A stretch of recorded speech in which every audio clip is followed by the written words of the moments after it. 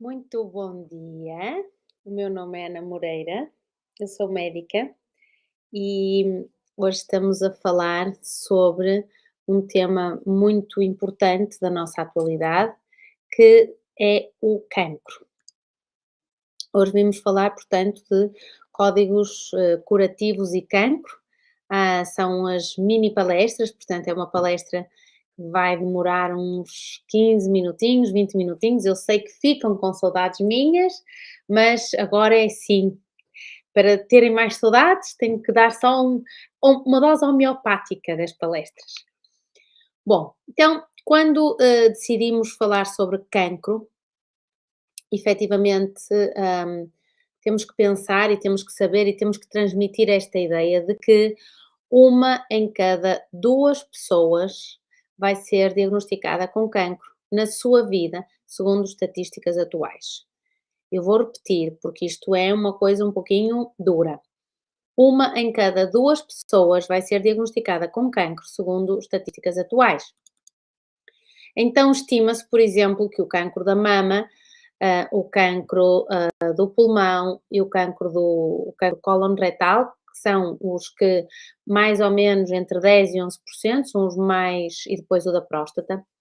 que terá mais ou menos uns 7% a nível mundial, e depois todos os outros cancros que contribuem para cerca de 20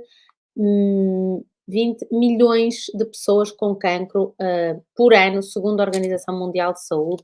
a partir do ano 2020. E, portanto, isto com o Covid, perdemos aqui 2 anos. Isto é uma. São dados com um interesse muito assustador, porque nós sabemos que então, de todas as pessoas que estamos aqui, metade vai ter cancro ao longo da sua vida. Então, o porque é que hoje decidimos falar sobre cancro e porque é que eu decidi chamar a isto códigos curativos e cancro? Porque já falamos sobre a dieta, já falamos sobre os tóxicos ambientais, embora podemos falar outra vez, já falamos sobre a toxicidade orgânica, já falamos sobre a inflamação crónica e o que é que isso afeta, mas hoje vimos falar sobre os códigos curativos, ou seja, sobre a forma como a minha personalidade ou as minhas emoções podem estar na origem de eu vir a ter um cancro. Então, os primeiros artigos sobre isto saíram no ano de 1989, quando efetivamente a expressão, aquilo que se chama a expressão emocional, no início do cancro e na progressão do cancro, começaram a ter um lugar. Então, sugeriu-se a partir de 1989, a partir de 1990, modelos teóricos que evidenciavam que os fatores psicossociais, a expressão emocional, podiam estar diretamente envolvidos no início e na progressão do cancro. E isto é um artigo de 1989, portanto já com uns anitos. Depois, artigos mais recentes, do ano 2000, vieram-nos demonstrar que, por exemplo, a raiva, principalmente quando a raiva era suprimida, podiam ser precursores para o desenvolvimento do cancro e também um fator muito importante na sua progressão após o diagnóstico. Também a depressão e a ansiedade, aparentemente têm um fator etiológico e de prognóstico com um impacto importante em cancro. E falamos então aqui numa personalidade mais suscetível a cancro, estamos a falar de estatísticas, então a personalidade na qual eu tenho uma baixa autoestima, em que eu abafo as minhas emoções, em que eu de uma forma geral vivo com medo daquilo que me possa acontecer, quando eu ânsia ao ressentimento e à raiva na minha vida, quando eu ponho os outros sempre em primeiro lugar, eu tenho uma personalidade mais propícia a criar um microambiente tumoral a nível orgânico e sistémico que vai permitir que eu desenvolva um conjunto de células que depois podem transformar-se numa larga comunidade de células cancerosas e que, quando se implantam em algum sítio, vão a dar aquilo que nós chamamos por cancro. Portanto, falamos na raiva, falamos no ressentimento, como, digamos, disparadores de um ambiente que possa permitir que eu venha a ter cancro, mas também é muito importante falarmos no medo. O medo coloca em greve o nosso sistema imunitário, porque nós sabemos que o medo paralisa. E é outra coisa que é importante sabermos, principalmente em momentos em que estamos com medo daquilo que vai acontecer, porque estamos perante um cenário de guerra no nosso mundo, é o stress. Então, quando eu efetivamente consigo entender que a minha vida tem momentos de stress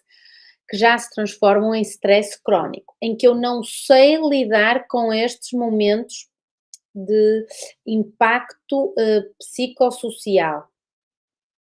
Isto aumenta-me o risco do cancro e aumenta-me o risco, inclusivamente, de ter mais metástases. Então, aquelas pessoas com uma personalidade mais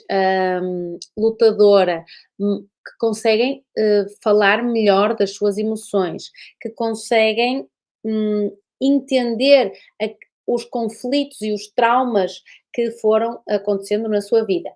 que não tanto racionalizam estes conflitos e traumas, mas sim que os conseguem ressignificar, ou seja, eu entendo porque é que o meu pai morreu, eu entendo porque é que eu me separei, eu entendo porque é que eu perdi um filho, eu entendo porque é que o meu... como é que se diz, porque é que eu fui despedida. Então, quando eu ressignifico os conflitos e os traumas que aconteceram na minha vida, eu torno-me menos suscetível a criar então este microambiente tumoral que...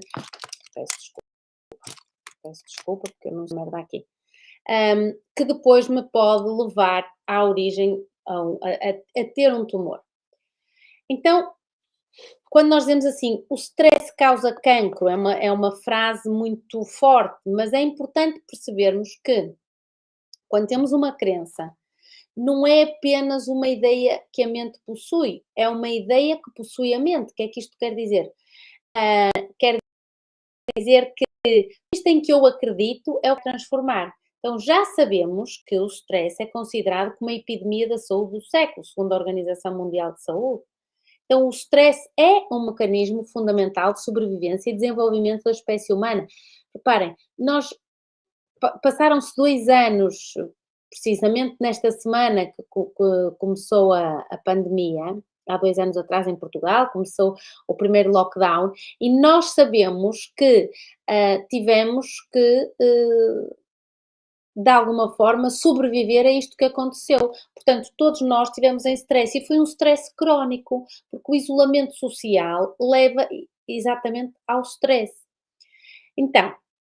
de onde é que nos vem o stress e de que forma é que o nosso corpo, do ponto de vista orgânico, está feito para ter stress? Quando nós estamos a falar do Australopithecus no Paleolítico, o que é que nós tínhamos aí de stress? Não era um telefonema, não era 40 e-mails, não era o carro que não anda, era um animal selvagem ou uma tribo que me vinha invadir. Então eu tinha que tomar decisões instantâneas paleolíticas, que era ou fugia ou atacava, ou matava ou morria, ou comia ou era comido. Portanto, obviamente que os nossos antepassados, que pudessem ter demorado muito tempo a tomar esta decisão, provavelmente não chegaram para contar, tinham menos hipóteses de sobrevivência. Então isto é muito importante, porque em que é que nós levamos isto para hoje, para o stress do dia-a-dia? É o stress que estamos não sei quanto tempo numa fila de supermercado, é o stress porque os nossos filhos têm que fazer os deveres e não fazem os deveres, e nós chegamos a casa cansados, temos que fazer o jantar e fazer os deveres e dar banho, é o stress porque apanhamos trânsito, é o stress porque temos muito trabalho, temos muita exigência profissional. Quando eu sinto que aquilo que querem de mim é mais do que aquilo que eu possa dar, é o stress porque morreu alguém da minha família que eu gostava, é o stress porque tenho conflitos conjugais, porque estou a discutir por causa de dinheiro, ou por causa de comida, ou porque se mudo de casa. Então, tudo isto que nós chamamos stress e a resposta que nós temos ao stress é literalmente percebida pelo meu organismo de forma orgânica, ou seja, há alterações a nível neurológico, há alterações a nível metabólico, há alterações a nível imunitário e podemos falar que até há alterações do ponto de vista cardiorrespiratório, efetivamente, quando eu tenho stress. Então, tudo isto a que chamamos stress, a que dizemos que são o que antigamente dizíamos que eram os nervos, a forma como nós vivenciávamos a nossa vida, é na realidade um eixo neuroendócrino muito bem estabelecido hoje em dia, que nos leva a ter alterações nestas linhas todas, leva-me a ter alterações imunológicas, metabólicas, neurológicas, cardiovasculares e nas crianças até está provado alterações antropométricas. Então, por exemplo, as crianças em cenário de guerra não crescem tanto como em cenário de paz, obviamente, porque existe um ambiente. É como se o corpo pensa que tem que guardar energia para outras coisas. Então, há determinados conceitos que são importantes nós sabermos de acordo com o stress, e o stress psicológico é um fator de risco muito bem aceito para a iniciação e a progressão daquilo que se chama cancro. Então, o stress crónico vai exacerbar o que já falamos, que se chama inflamação crónica, silenciosa, quer dizer, eu não sinto que estou com uma inflamação, há algo no meu corpo, do ponto de vista orgânico, sistémico, hum, que está alterado, portanto, o stress crónico continuado exacerba este conceito de inflamação silenciosa e vai causar desordens metabólicas, fazendo que o nosso corpo lhe seja difícil manter a homeostasia, ou seja, manter o equilíbrio, e isto aumenta a suscetibilidade ao cancro. Portanto, a gestão de stress é essencial para os pacientes saudáveis e para os pacientes de cancro. É por isso um código curativo que podemos ter para o cancro, a resolução dos conflitos, dos traumas que eu tenho na minha vida, que eu muitas vezes não me dei conta que os tive, da forma como é que eu vivi os acontecimentos da minha vida. Isto é extremamente importante, exatamente porque nós sabemos que isto altera o eixo entre a minha cabecinha, entre umas zonas da minha cabecinha, que se chamam o hipotálamo, e o hipotálamo, a relação que tem com as minhas glândulas supraadrenais, que são aquelas que reagem, que respondem ao stress através da libertação de umas moléculas que se chamam umas hormonas, e, e isto é que depois vai levar então à inflamação crónica, hum, que está na origem da tumorogênese, ou seja, do início do processo de desenvolvimento de um cancro. Claro que alguns médicos no mundo já falam disto, por exemplo, o doutor Leonard Caldwell, que escreveu um livro chamado The Only Answer to Cancer, e ele diz que o stress emocional é a causa radical do cancro em cerca de 80% dos casos. Então, aquilo que ele chama o stress emocional, o stress mental, e ele diz que é o viver contrariado, é o viver com constante preocupação, com constante dúvida, com constante medo, quando assumimos um compromisso contra nós próprios, portanto, uma coisa que eu não quero fazer e que eu de alguma forma assumi, quando eu estou no que se chama uma ruminação negativa, quando eu mantenho uma relação, quer seja amorosa, quer seja de trabalho, que eu sei que é errada ou que me é prejudicial, quando eu estou contrariada no meu trabalho, quando eu estou contrariada na minha casa com o meu parceiro ou de alguma forma com quem eu vivo, e quando de alguma forma eu não expresso as minhas emoções. Então, estes traumas não resolvidos, estas emoções não expressas, vão encontrar uma forma que é uma autêntica Bíblia, assim, que se chama O Corpo Não Esquece, que eu aconselho a lerem vividamente, e onde está escrito claramente que as emoções não expressas, os traumas não resolvidos, encontram uma forma de sair de uma forma orgânica através do nosso corpo. E isto já está provado pela literatura atual, a literatura científica, por exemplo, artigos de outubro de 2019, que explicam como é que é feita a regulação neuroendócrina de células imunes associadas aos tumores. Então, a ligação entre o stress, o meu sistema nervoso central, as minhas glândulas adrenais, que são responsáveis pela libertação de epinefrina e de glicocorticoides, que vão alterar o microambiente da minha matriz extracelular, levam mais a um microambiente tumoral em que, como eu já expliquei, estas células depois vão colar-se em algum sítio, consoante o conflito, consoante a toxicidade que eu tenho. Portanto, lembrem-se que é sempre multifatorial. Neste momento estamos só a dedicar-nos a uma parte muito mais emocional, muito mais de fatores psicossociais, mas lembrem-se que são fatores, há múltiplos fatores. Hoje estamos só a falar um pouquinho nisto. Também um artigo do ano 2020, onde fala claramente que o stress crónico, por um lado, afeta o eixo hipotálamo, hipófise, adrenal, por outro lado, afeta o sistema nervoso central, que vai, que obviamente ambos vão levar então àquilo que chamamos um stress crónico e a uma angiogénese, a uma proliferação do tumor e de alguma forma também ajudar no desenvolvimento de metástases. Portanto, já sabemos hoje em dia que o aumento do cortisol, o aumento da prolactina, da oxitocina, da epinefrina, da norepinefrina, a diminuição da dopamina, são fatores neuroendócrinos que levam ao desenvolvimento do cancro. Isto é muito importante que esteja na cabecinha de cada uma das pessoas que nos está a ouvir, porque é possível fazermos então escolhas para remodelarmos esta nossa paisagem psicológica, psicobiológica, a realidade do nosso dia a dia, vermos o copo mais meio cheio do que mais meio vazio, para que de alguma forma possamos estar mais protegidos com, destes microambientes que podem favorecer que me apareça um tumor. Volto a dizer, todos os tumores, todos os cancros têm uma origem multifatorial, como quase todas as doenças. Temos que ver a parte física, a parte emocional e a parte mental, e hoje estamos só a dedicar-nos um pouquinho a isto que resolvi chamar códigos curativos, para falar um pouco da parte emocional. Também gostava que soubessem que da próxima vez vamos falar sobre o que é a leitura biológica do cancro, é uma chamada Nova Medicina Germânica, que foi falada, foi escrita por um médico chamado Reich Hammer, que nasceu em 1935, e portanto ele falou nas 5 leis biológicas, de onde é que vem a doença, o que é que acontece com a doença, como é que a doença se comporta, qual o sentido biológico destas doenças, e essencialmente ele veio a desenvolver uma linha muito interessante para o cancro, e claro, uma leitura mais emocional. Então, do ponto de vista,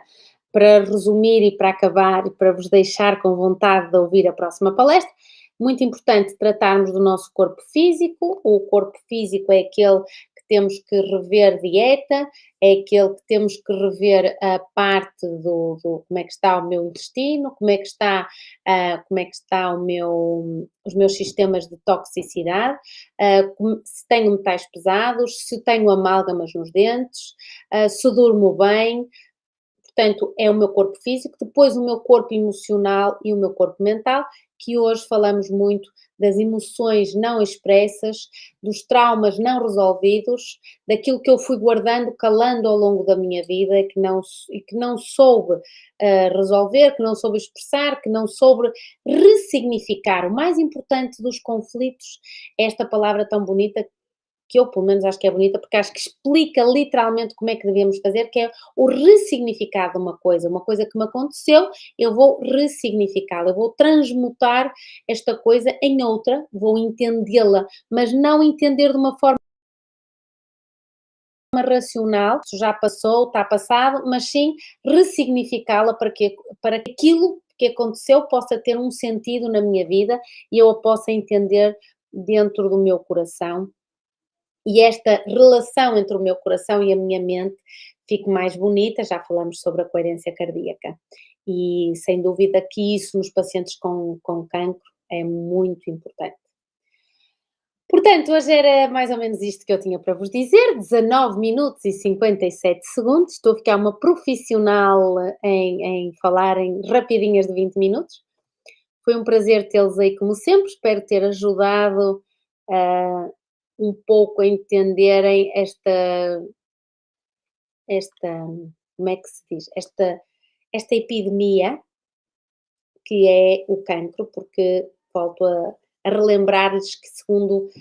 as novas estatísticas, ou as estatísticas, as últimas estatísticas, uma em cada duas